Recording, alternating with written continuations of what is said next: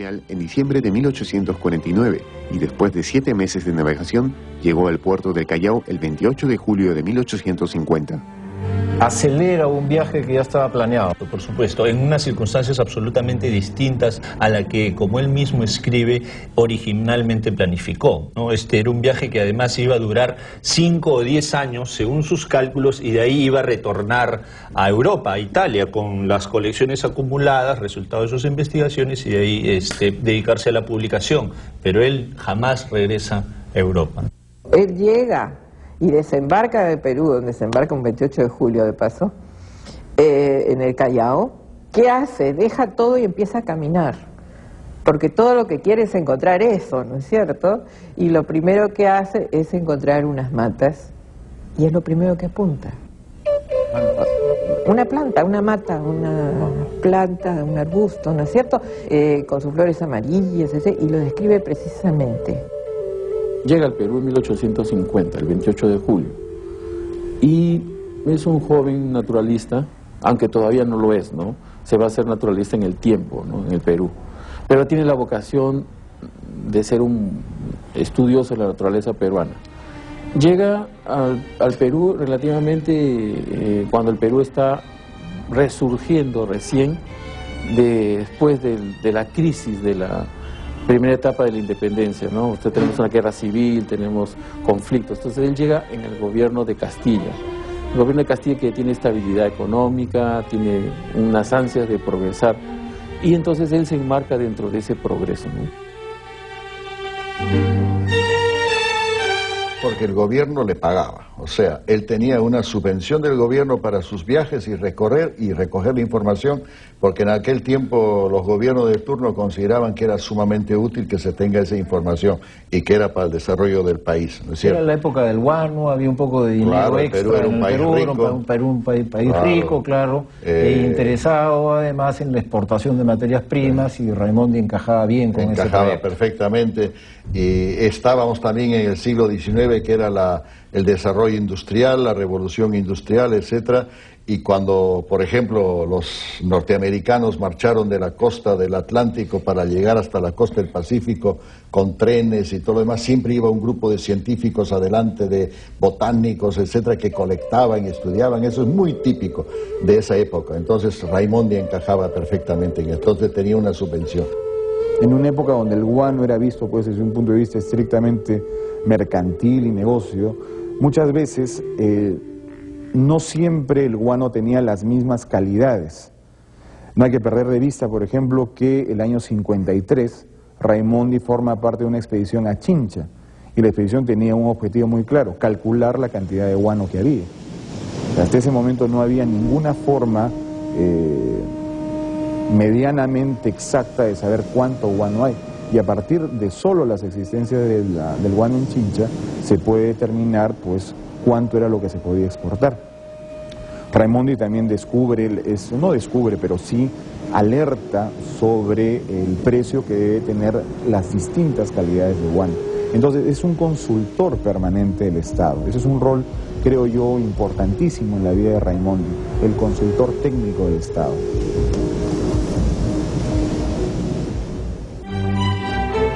Al llegar la década de 1860, Antonio Raimondi era ya una autoridad en el Perú. Para aquel entonces era indudablemente el científico natural más destacado y líder de los pioneros estudios sobre la realidad natural del Perú. Su patrón de carrera era enciclopédico, porque él ingresaba a todas las áreas y órdenes naturales. Por ejemplo, él fue a la vez zoólogo y botánico, y también geólogo y geógrafo. Raimondi es prácticamente hijo de parte de este tiempo de la Ilustración, ¿no? De Humboldt, de las ideas de Humboldt, de libertad, progreso, ¿no? Y en ese sentido podríamos describirlo como un naturalista enciclopédico, ¿no? Raimondi realizó muy buenas observaciones arqueológicas sobre el Perú antiguo y fue un fino observador de la sociedad y de sus costumbres. Sus conocimientos fueron múltiples y sus habilidades innumerables, incluyendo la cartografía y la museografía. Él anota minuciosamente todo lo que ve, lo que va desde la calidad de la tierra, ciertas cosas sobre el clima, las plantas, el ambiente, hasta costumbres y personas. Y sus anotaciones sobre las personas y sobre,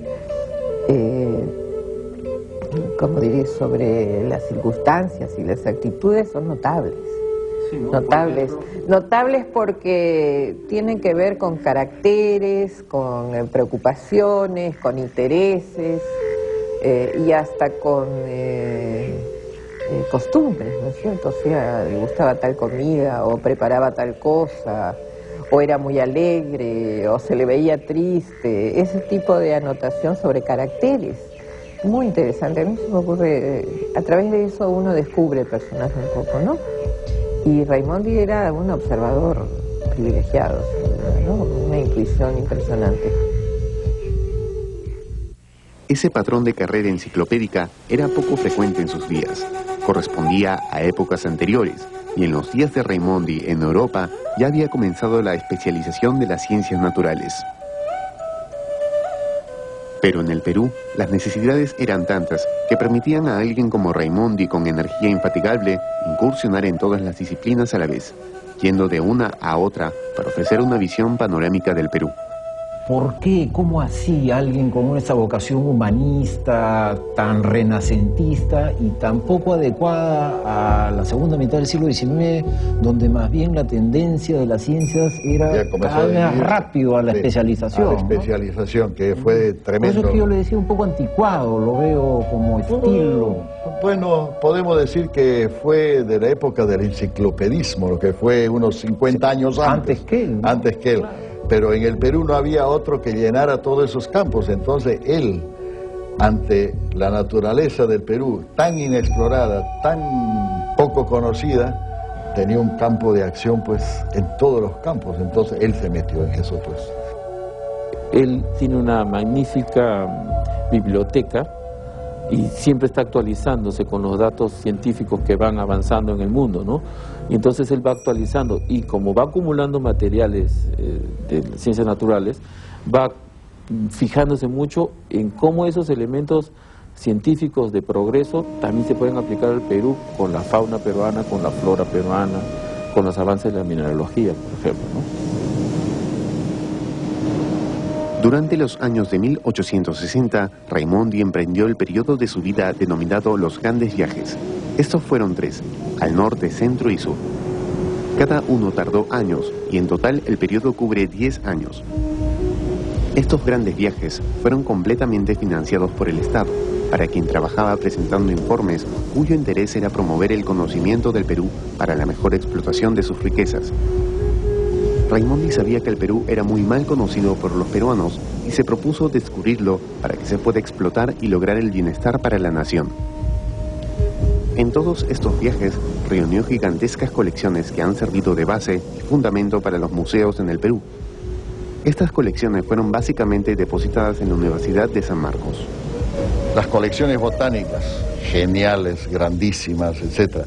Las colecciones geológicas, increíblemente buenas, ¿no es cierto?, según el estado de la geología de aquel tiempo, que estaba bastante atrasada todavía.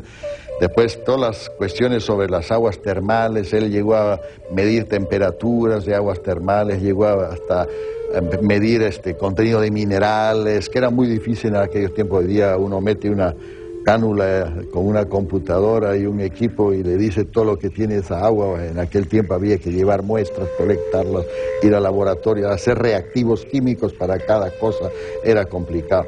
Y después medición de alturas, descubrir pasos por la cordillera, etcétera, lo cual implicaba pues muchísimo tiempo de trabajo, de desplazarse, etcétera. O sea, fue un hombre polifacético.